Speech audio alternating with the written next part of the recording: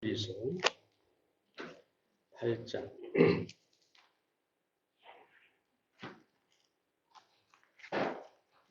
히브리서 8장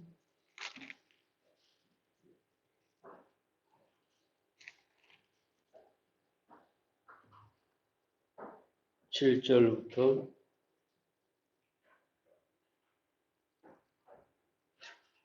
마지막 절까지 말씀인데요. 2절만 받들어서 읽겠습니다. 저 첫 언약이 무흠하였다면 둘째 것을 요구할 일이 없었으려니와 저희를 허물하여 일렀으되 주께서 가라사대 볼지어다 날이 이르리니 내가 이스라엘 집과 유다 집으로 새 언약을 세우리라. 오늘은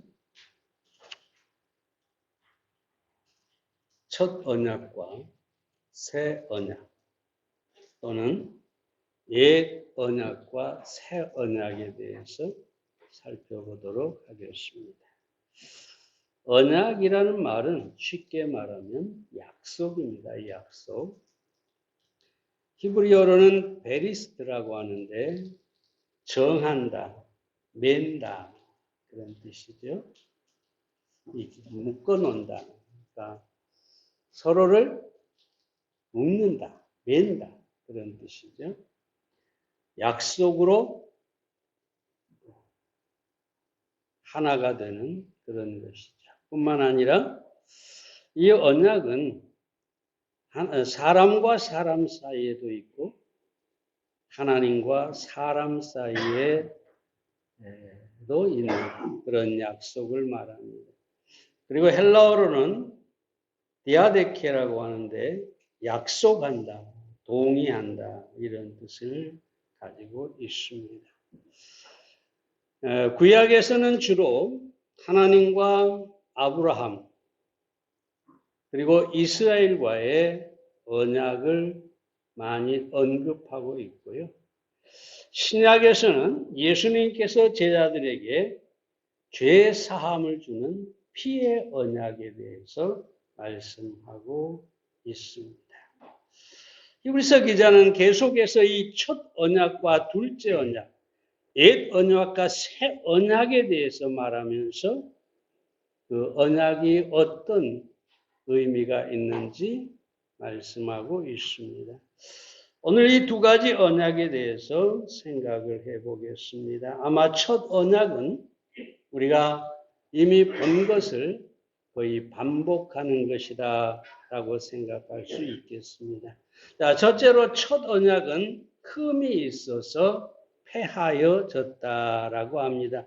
7절 말씀 봅니다. 저 첫 언약이 무흠하였다면 둘째 것을 요구할 일이 없었으려니와 여기서 첫 언약이 무흠하지 못했다. 다시 말하면 흠이 있었다라고 말하고 있습니다. 그래서 첫 언약이 흠이 있어서 두 번째 언약, 새 언약이 요구가 됐다. 그렇게 말하고 있는 것입니다. 여러분, 그럼 이 첫 언약은 무엇을 말합니까? 이 첫 언약은 하나님께서 모세를 통해서 시내산에서 이스라엘 백성들에게 주신 율법을 말합니다. 9절 말씀을 봅니다. 애굽 땅에서 인도하여 내던 날에 저희와 세운 언약이라고 말씀합니다. 그러니까 이스라엘 백성이 애굽 땅에서 나와서 광야를 지나 시내산에 갔는데 바로 그때에 모세가 시내산에 강림하신 하나님을 향하여 나가게 되고 하나님께서 모세에게 율법을 주시고 그 율법을 지키면 하나님께서 이스라엘에게 복을 주시겠다고 약속하신 것이죠. 그런데 문제는 이 율법이 무흠했다면 그러니까 흠이 있었기에 실패했다. 그럼 이게 무슨 말일까요? 율법 자체가 흠이 있다는 말이 아닙니다. 율법 자체는 완전 무결한 것입니다. 율법 자체는 하나님의 법으로 의의 표준이고 전혀 문제가 없습니다. 시편 19편 7절에 보면 여호와의 율법은 완전하다. 그렇게 얘기하고 예수님은 마태복음 5장 18절에서 율법의 1.1핵이라도 땅에 떨어지지 않는다. 그러니까 율법은 반드시 이룬다는 것이죠. 흠이 없다는 것입니다. 사도 바울은 로마서 7장 7절에서 그런즉 우리가 무슨 말 하리요? 율법이 죄냐? 그럴 수 없느냐. 율법은 죄가 아니라 율법은 흠이 없다. 율법은 하나님의 의의 표준이다. 성경은 그렇게 얘기하고 있는 거죠. 자, 그렇다면 첫 언약인 이 율법이 무험하지 않다라는 의미는 과연 무엇일까요? 먼저는 이 언약으로, 이 첫 언약으로 인간의 죄를 사하거나 구원할 수가 없기 때문입니다.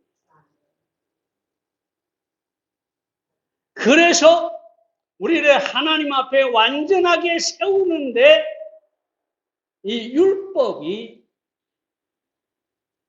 세울 수가 없다. 우리의 죄를 사하거나 우리의 구원을 이루거나 우리를 의롭게 하거나 이 율법이 그렇게 할 수가 없다는 측면에서 흠이 있다라는 이야기입니다. 여러분, 이스라엘 백성들이 율법 가운데서 하나님 앞에 백성의 죄를 사하는 제사를 제사장들이 드렸습니다. 그런데 우리가 가만히 생각해 보세요. 어떤 사람이 죄를 지었는데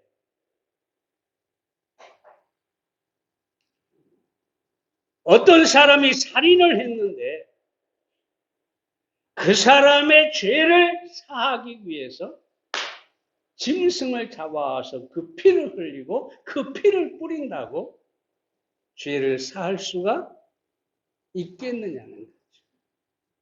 그래서 계속해서 말씀드렸지만 짐승의 피로 우리의 죄를 사할 수가 없다는 것이죠. 네. 구약에서 제사가 있지만 그 제사를 통해서 우리의 죄를 씻을 수가 없기 때문에 완전하지 않고 흠이 있다. 그런 측면에서 흠이 있다는 이야기입니다. 뿐만 아니라 옛 언약은 이미 실패로 끝나버렸기 때문입니다. 이 말은 율법이 실패했다가 아니라 율법을 지키려고 하는 사람들이 실패했다. 그런 뜻입니다. 9절을 다시 봅니다. 하반절에 또 주께서 가라사대 내가 저희 열조들의 손을 잡고 애굽 땅에서 인도하여 내던 날에 저희와 세운 언약과 같지 아니하도다. 저희는 내 언약 안에 머물러 있지 아니하므로 내가 저희를 돌아보지 아니하였노라. 이스라엘 백성들은 율법을 받았고 하나님과 언약의 관계에 들어갔지만 그들이 그 율법을 지키지 못하고 실패했다는 것. 늘 우상을 숭배하고 범죄하고 이 하나님 앞에 의의를 이룰 수가 없었다는 것이죠. 그래서 하나님께서 저희를 돌아보지 아니했다. 이 돌아보지 않았다는 말은 무시하다, 등을 돌리다 그런 뜻이에요. 그러니까 이 말은 뭐냐면은 하나님께서 이스라엘 백성들을 바라보고 계시다가 이스라엘 백성들이 율법을 범하고 우상을 숭배하니까 하나님께서 돌아서 버렸다. 이스라엘 백성을 무시해버리고 이스라엘 백성과의 관계를 끊어버렸다. 다시 말하면 이스라엘 백성들은 율법을 통해서 의를 얻으려고 했지만 실패했다. 그래서 이스라엘 백성들은 수천 년 동안 하나님께서 돌아보지 않으셨기 때문에 역사적으로 고난을 당하게 되고, 그러나 우리가 바울이 말한 대로 로마서 11장 25절에 보면 형제들아 너희가 스스로 지혜 있다함을 면키 위하여 이 비밀을 너희가 모르기를 원치 아니하노니 이 비밀은 이방인의 충만한 수가 들어오기까지 이스라엘의 더러는 완악하게 된 것이라. 이 말이 무슨 말이냐? 여러분, 우리는 이스라엘을 알면 하나님을 믿을 수가 있어요. 이스라엘을 알면 하나님의 말씀을 우리가 믿을 수가 있어요. 하나님께서 돌아보지 않은 이스라엘은 2000여 년 동안 전 세계에 흩어져서 나라를 잃고 핍박을 받고 죽임을 당하고 온갖 고난을 다 당하게 되었지. 근데 언제까지냐? 이방인의 충만한 수가 들어오기까지. 그러니까 이스라엘 외에 다른 모든 민족들 가운데서 구원받은 하나님의 백성들이 생길 때까지. 응? 그때까지 이스라엘은 하나님께서 제쳐두시고 돌아보지 않으시고. 그러나 마지막 때에 많은 사람들이 충만한 수가 구원을 받게 되면 그때 다시 이스라엘을 회복시켜 주신다고 합니다. 그것이 바로 7년 환란이 가져오는 이스라엘의 구원이 되는 것입니다. 여기에 대해서는 나중에 다시 공부할 말씀을 드릴 기회가 있겠습니다만 여하튼 간에 이스라엘은 율법을 지키는 일에 실패했습니다. 율법으로 의롭게 됨을 얻을 수가 없었습니다. 그런 측면에서 율법은 무음하지 않다, 흠이 있다라고 말하고 있는 것입니다. 자, 여러분, 이 율법은 폐해졌지만 그러나 그것을 우리가 지킬 수도 없고 그것을 통해서 구원을 얻을 수도 없지만 그러나 이 율법은 여전히 하나님의 말씀으로 역사하고 있습니다.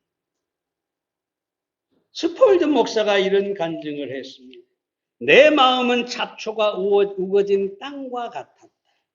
그러나 어느 날 위대한 농부이신 하나님이 내 마음속에 오셔서 이 굳은 땅을 갈아주셨다.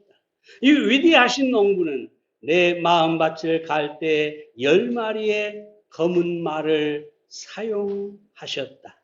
그리고 하나님이 사용한 보습은 몹시 날카로운 것이었다.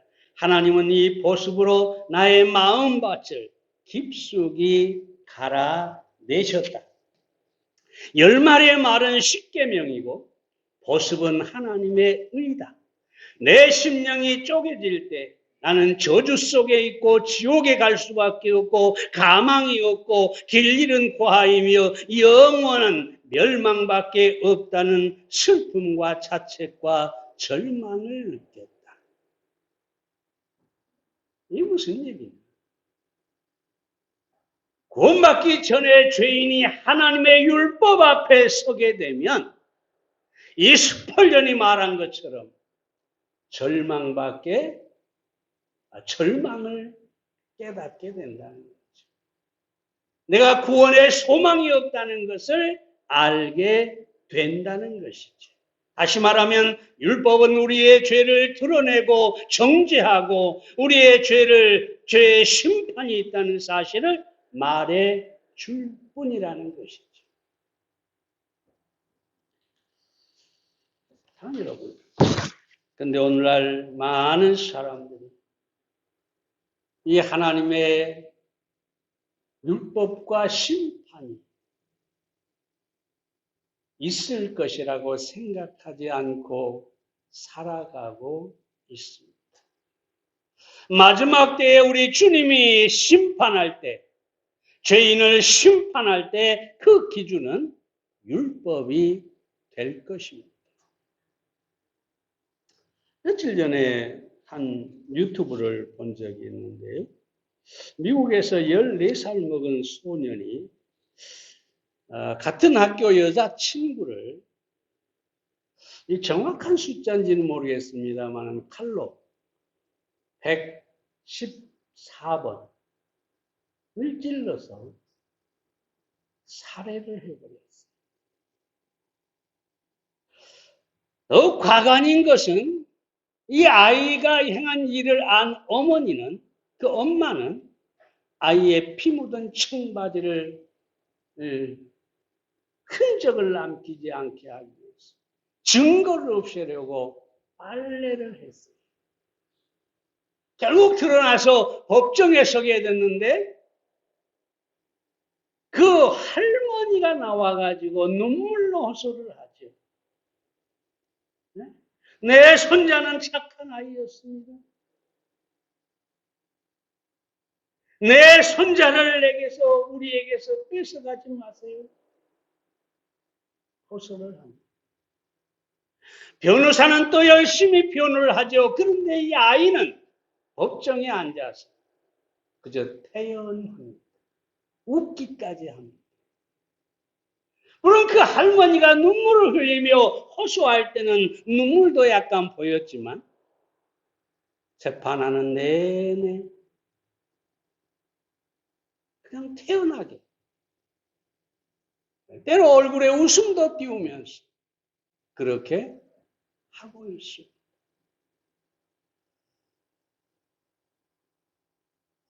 그런데 이 아이가 얼굴이 굳어지는 순간이 있었어요.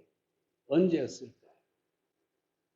이 판사가 이 아이의 메모지나 이 아이의 이 범죄 사건을 쭉 살펴보고 나서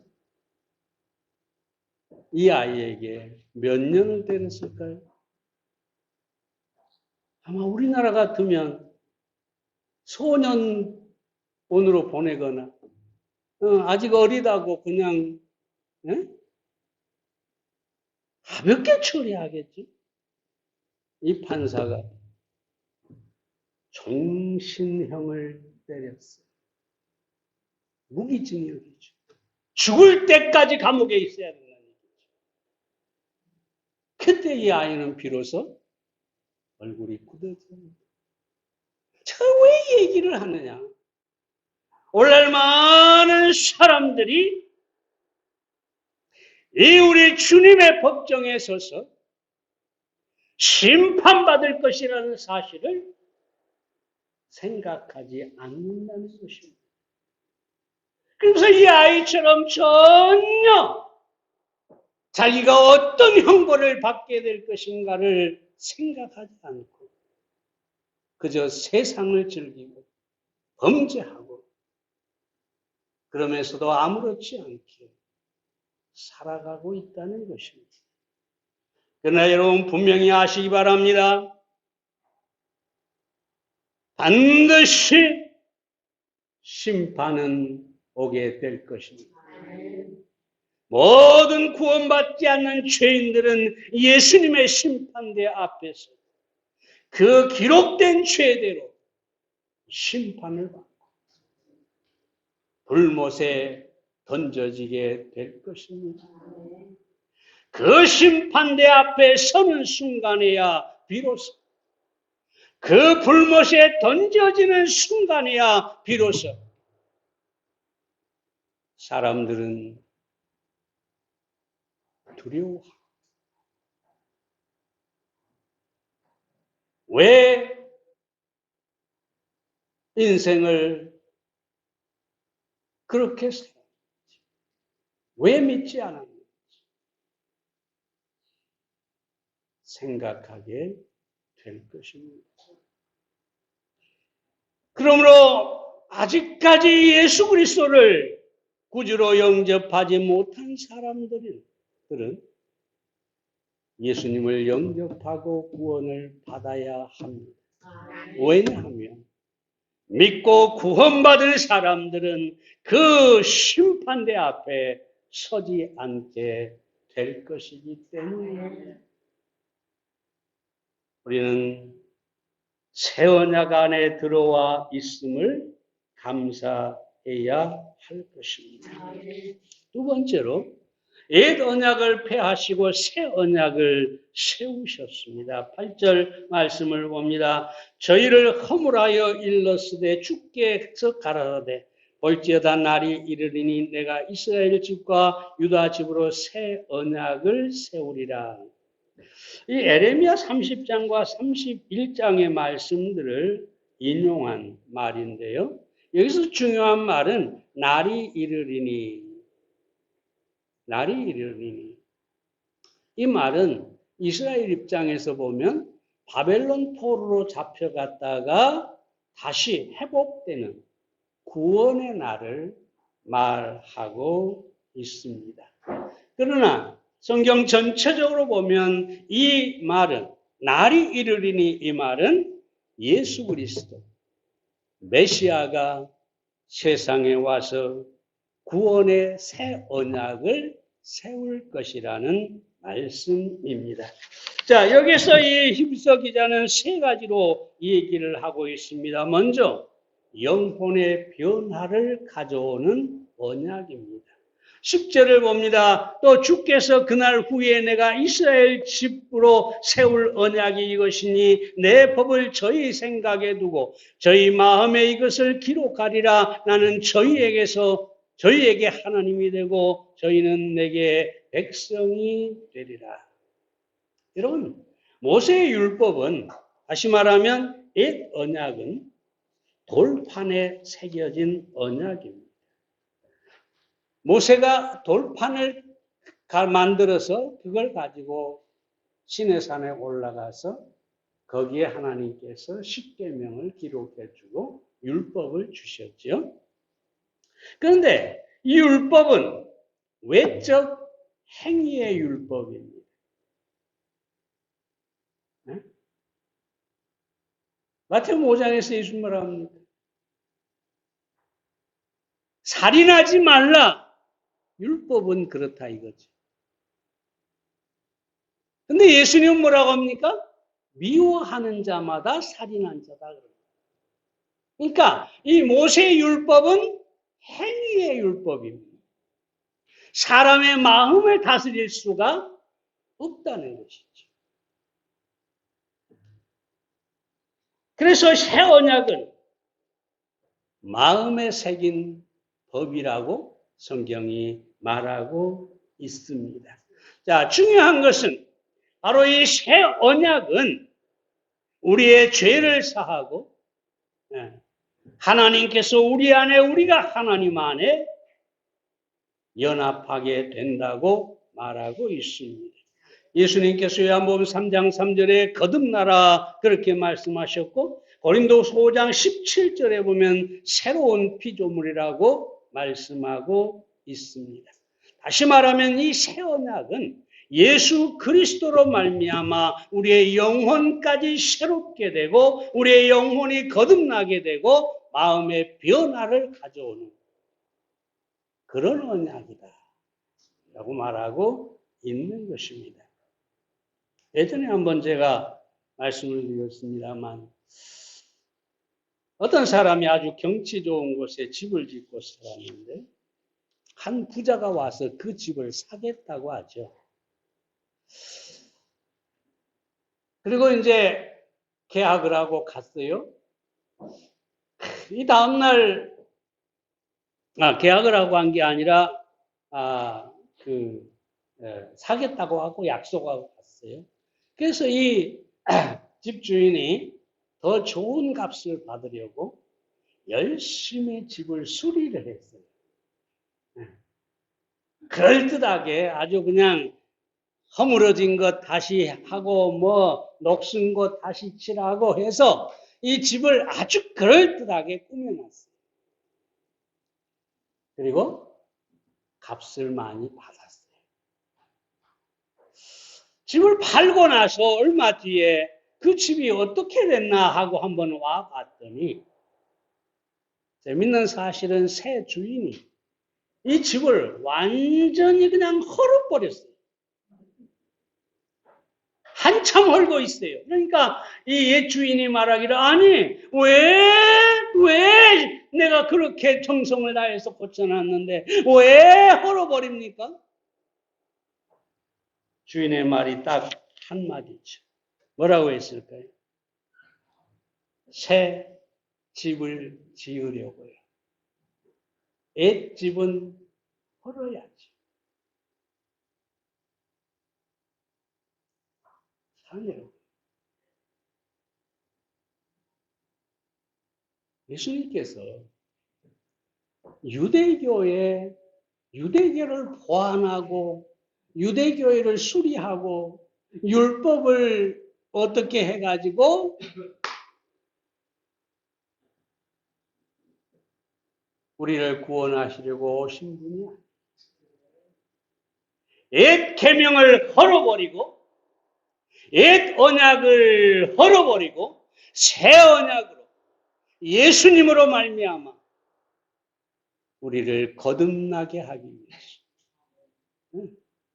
우리를 이 죄 있는 우리를 고쳐 쓰려고 하신 게 아니라 우리 옛사람을 십자가에 못 박아버리고 우리 안에 새로운 생명을 창조하셨어요. 그래서 우리의 옛사람은 이미 죽었고 우리는 그리스도 안에서 새 사람이 된 것입니다. 얼마나 놀라운 은혜입니까? 이 부족하고 죄악한 나를 우리 주님이 고쳐가지고 어떻게 하든지 고쳐가지고 쓰시려고 한 게 아니라 이 나를 십자가에 못 박아버리고 내 안에 새로운 생명을 창조해 주셨어요. 은혜입니다.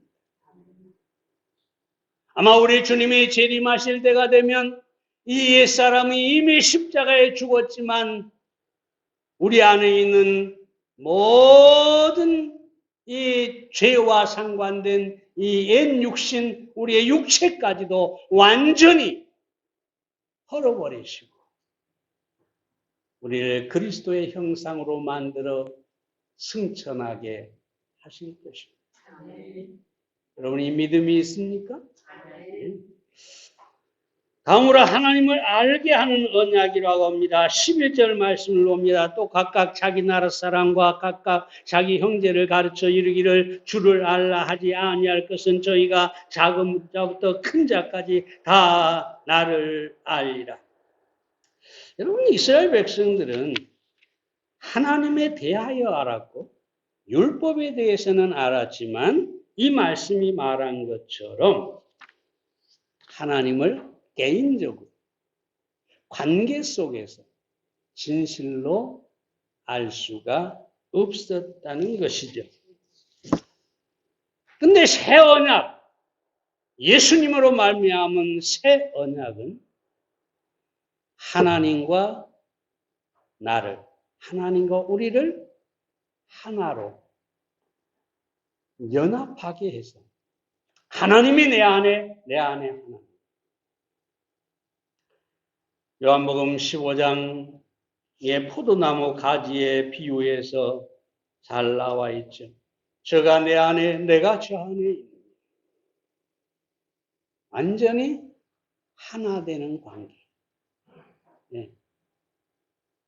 하나 되는 관계. 여러분 안다고 하는 히브리어가 중요한 의미인데요. 우리가 객관적인 어떤 사실을 지식적으로 아는 것을 안다고 하는 단어가 있고,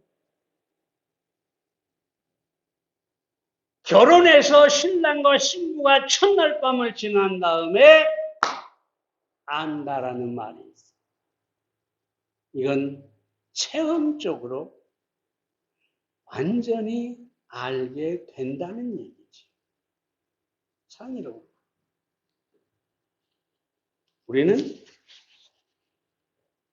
예수님 안에 있고 예수님은 우리 안에 있어서 온전히 하나가 되어 우리의 주님, 우리의 하나님을 알게 됐다는 사실. 이것이 놀라운 은혜고 축복입니다. D.L. 무디가 이런 말을 합니다. 만약 성령으로 거듭났다면 당신은 하나님을 섬기려고 노력할 필요가 없을 것이다. 섬기는 일은 이미 당신에게 당연한 일이 되어버렸기 때문이다. 신앙생활은 노력이 아니라는 거죠. 당연한 일이라는 거죠. 네. 누가 시켜서 억지로 하거나 의무감에 사로잡혀서 하는 게 아니라는 거죠. 정말 그 안에 거듭난 생명이 있다면, 그 안에 성령이 있다면 섬기는 것이 자연스러운. 우리는 예수 그리스도 안에, 그리스도는 우리 안에 있어서 우리가 이런 자연스러운 섬김 속에 살아가야 하겠습니다. 마지막으로 영원한 죄 사함을 얻는 언약입니다. 12절 말씀 봅니다. 내가 저희 불의를 긍휼히 여기고 저희 죄를 다시 기억하지 아니하리라. 10장에서 이 말씀이 다시 나오기 때문에 길게 설명하지는 않겠습니다. 옛 언약의 특징은 뭐냐 하면 끊임없이 죄를 기억하고 끊임없이 율법으로 정죄하고 끊임없이 심판을 가져오는 것이죠. 그래서 여러분, 이스라엘 백성의 역사는 뭐냐? 하나님께서 말씀으로 율법으로 경고하시고 그 다음에 심판하는 역사. 이게 반복되는 것이죠. 끊임없이 하나님의 심판이 반복되는 것이 구약입니다. 이스라엘입니다. 왜? 그들의 죄를 기억하시니까, 그 죄를 심판해야 하니까 끊임없이 고난을 당하게 되는 것을 보게 됩니다. 그런데 여기 뭐라고 합니까? 우리 죄를 기억하지 않으신다. 이 말씀을 믿습니까? 하나님께서 지금도 우리의 죄를 기억을 하지 않아요. 우리의 죄 때문에 우리에게 어떤 영향도 받지 않으세요. 우리의 죄 때문에 우리를 정죄하거나 심판하지 않으십니다. 왜? 기억하지 않으십니다. 얼마나 놀라운 은혜입니까? 그래서 어떤 사람이 이렇게 말합니다. 율법은 우리를 어둠 속에서 절름거리게 하나 은혜는 우리를 빛 가운데 뛰게 한다. 우리는 끊임없이 율법은 우리를 정죄하기 때문에 어둠 속에서 죄책감과 절망에 시달리고 살아가는데, 비틀비틀하는데, 은혜는, 십자가의 은혜는, 우리 주님의 새 언약은 우리로 하여금 기뻐 뛰게 한다. 왜? 이미 죄사함을 받았고 하나님이 우리의 죄를 기억하지도 않으시고 다시는 우리를 송사하시거나 정죄하시거나 심판하지 않으시고. 여러분, 로마서 7장에 가면 바울이 얼마나 괴로워하고 절망을 합니까? 오라 나는 나는 공고한 사람이로다. 이 절망에서 누가 나를 건져내랴. 애통하고 애통하죠. 8장에 딱 와서 뭐라고 합니까? 결코 정죄함이 없는 누가 우리를 송사하리요? 누가 우리를 정죄하리요? 아무도 우리의 죄를 가지고 송사하고 고소하고 하나님이 우리의 죄를 결코 정죄할 수가 없다. 왜? 하나님이 우리 죄를 기억하지 않으십니다. 그렇다고 죄를 막 지으라는 얘기는 아닙니다. 지을 수가 없죠. 거듭난 사람이라면. 조금 전에 말했죠. 우리가 주님을 섬기고 선을 행하는 것은 우리 안에 거듭난 새 생명 때문에 자연스러운 것이 됩니다. 그러니까 죄를 지으라고 해도 물론 연약하니까 죄를 지을 수도 있지만 그 죄에 계속 머물러 있을 수가 없는 것이죠. 존 버년의 얘기만 하고 마치겠습니다. 존 버년의 철로역정에 보면 기독도가 어떤 방에 들어갔는데 먼지가 한 자나 쌓여 있습니다. 그런데 한 소년이 빗자루로 먼지를 씁니다. 어떻게 됐을까요? 먼지가 뽀얗게 일어나서 완전히 방 안이 자욱한 먼지가 가득하게 됩니다. 그래서 이제는 됐다. 쓸었으니까 됐다 하는데 다시 먼지가 쫙 가라앉아요. 이게 또 쓸어요. 이제 깨끗해졌다. 근데 한참 있다니까 또 다시 다 가라앉아요. 이것이 옛 언약입니다. 율법입니다. 네? 아무리 우리가 깨끗하게 하려고 노력하고 또 노력하지만 여전히 우리 안에 죄가 머물러 있는 거예요. 그런데 이것이 뭐냐라고 어떤 사람이 물어보니까 이것은 율법입니다라고 대답을 합니다. 다음 방에 갔는데 똑같이 먼지가 쌓여 있는데 한 소녀가 나와가지고 물을 들고 와서 쫙 뿌리더니 먼지를 싹 씻어내버렸어요. 다시 먼지가 일어날까요? 이것이 무엇이냐? 그러니까 은혜라고 합니다. 우리는 율법 아래 살지 않습니다. 옛 언약에 살지 않고 새 언약 가운데서 하나님의 은혜 가운데서 우리는 살고 있음을 알아야 하겠습니다. 기도하겠습니다.